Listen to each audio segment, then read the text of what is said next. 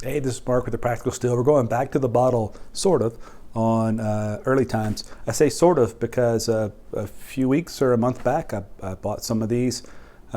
Took some footage to start the open the bottle video, so I've got some cool stuff as I open the bottle that you saw just a second ago. Unfortunately, for whatever reason, I just forgot to do the actual video for the bottle, I think, or I lost it. But I enjoyed it, and now we're here after a few weeks. This is quite a few cocktails. Done some old fashions. Did a couple of whiskey sours out of it. Super whiskey. So this is interesting. First of all, I don't think whiskey aficionados excuse me, we go right to early times and go, that's a quality whiskey. But it is, and it is kind of fun because it's bottled and bond. So you get your 100 proof, you get all the bottled and bond pieces out of it.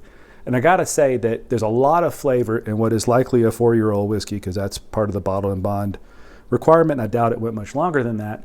But there's a lot of flavor in there, so much so that if I think if I hit this one blind, or if it wasn't bottled and bond, I might question what's in there, because I don't really know how that much flavor came out of a 4-year-old whiskey. So obviously I like it.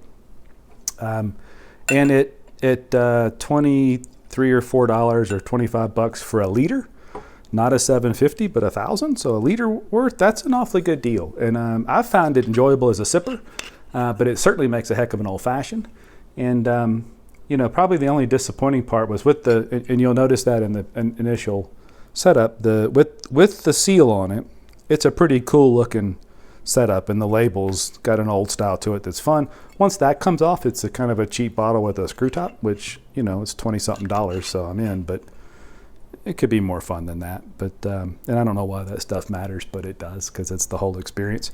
But anyway, for sure on this one, if you can get this bottle, I think the first time I bought it, I paid $21 for it. The last couple I bought was $24, $25. All day long, buy this bottle. It's a good sipper. You blind taste this one, you will not guess it to be a $20 or so bottle. And it's just super versatile. So it's sweet. It's got all the stuff you want. Got a super dark color for what's probably a young whiskey. It's decent on the nose. It's not going to blow your mind. It's not got the highs that some more aged or experienced whiskeys have.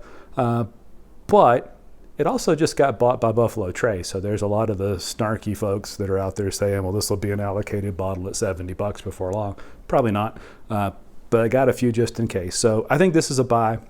We're going to call this a back to the bottle, even though this is the first time I've talked about it with you, because it's not going to change a whole lot, and it didn't change a whole lot. It was good in the beginning. It stayed good with a layer on it.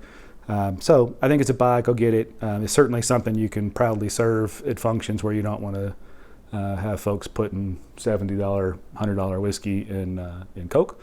And it certainly holds its own by itself. So certainly a buy, thumbs up from the Practical Still. Let us know what you think. This is one of those that could probably go both ways. And I think I've seen a lot of the head-to-heads with the latest release of Old Tub from Jim Beam, because they're similar. Both bottled and bond whiskeys, both probably around 4 years. Both of them in the low $20 range. In fact, I paid $18 for this guy and its friends that all came home with it at one time. So that's some good stuff coming out in that low price range. So let's not all be cynical. Let's not complain about the price of bourbon. There's still some really good bourbons, some solid sippers coming out in that $20 range. So let me know what you think. Cheers.